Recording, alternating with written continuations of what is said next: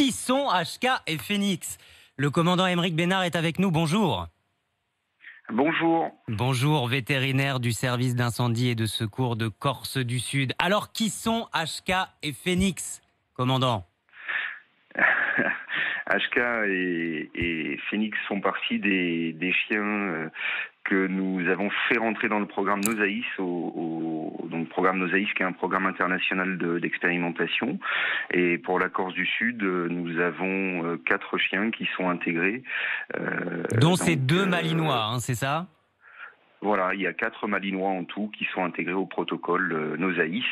Expérimentation notamment à l'aéroport de Porto Vecchio, en Corse du Sud. Non.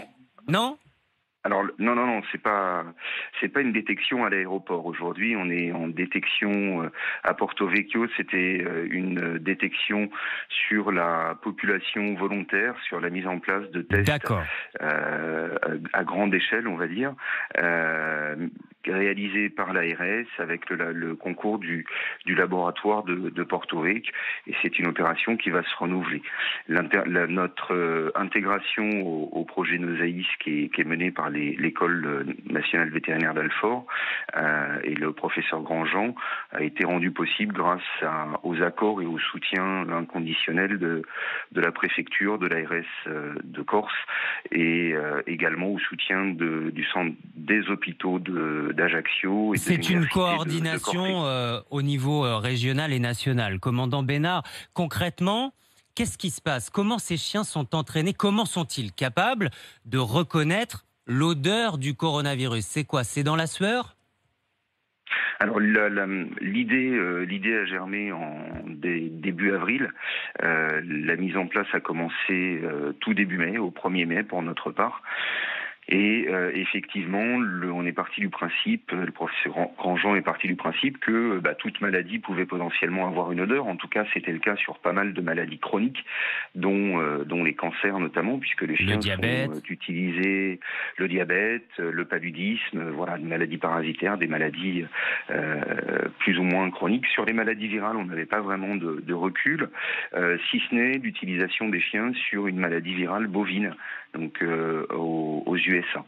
On va bientôt avoir les résultats de votre expérimentation, je crois d'ici fin de semaine ou début de semaine prochaine. Quelles sont les premières tendances? Est-ce que ces chiens sont réellement capables, parce qu'en plus ça va très vite et c'est peu coûteux, donc c'est très intéressant, commandant Bénard. Est-ce qu'ils sont réellement capables de dire à un instant T, telle personne que je renifle est porteur du coronavirus? Alors, plusieurs choses. On avait d'abord à valider la présence d'odeur ou non du Covid.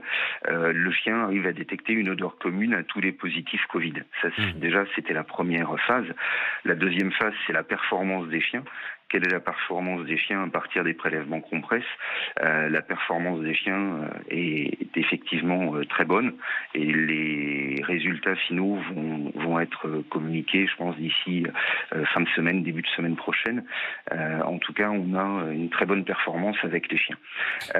Et troisième point, on ne travaille pas sur les personnes directement, on utilise simplement des compresses stériles, bien sûr toujours les mêmes pour ne pas tromper le chien, qu'on pose sous les aisselles de la personne pendant 10 minutes c'est 10 minutes d'attente effectivement, mais il n'y a aucune effraction, enfin il n'y a pas de prélèvement sanguin, il n'y a pas de problématique de cette nature. Bon, on regardera avec attention les résultats finaux de cette expérimentation, commandant Aymeric Bénard. Je vous remercie beaucoup d'avoir été en direct avec nous ce matin sur RMC.